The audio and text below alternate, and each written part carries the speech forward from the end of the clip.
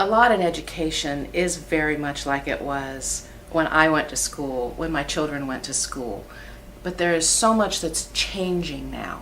This is a watershed time for education in Ohio. And because it's a watershed time in Ohio, it's also a watershed time within Westerville. We have massive changes when we look at the curriculum that is taught. We have huge changes in consideration of how we deliver that curriculum, how it is taught, what are the methods that are used, how do we reach that ever-growing diversification of student.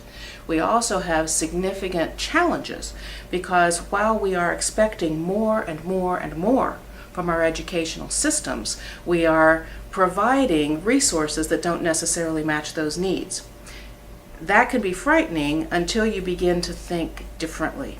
So when we think about what those resources are and we think about the challenges that are coming, what we have to do is look differently at the resources that are available to us.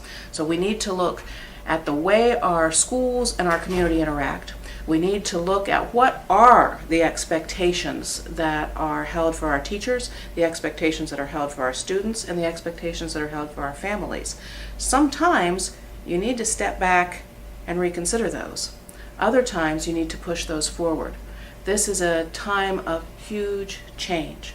Curriculum, delivery, facilities, resources, technology, leadership, all of those components are in flux for Westerville schools and all schools in our state.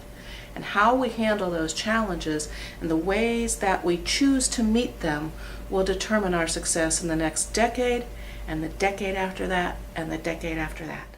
On November 5th, vote for me, Nancy Nestor-Baker, for the Westerville Board of Education.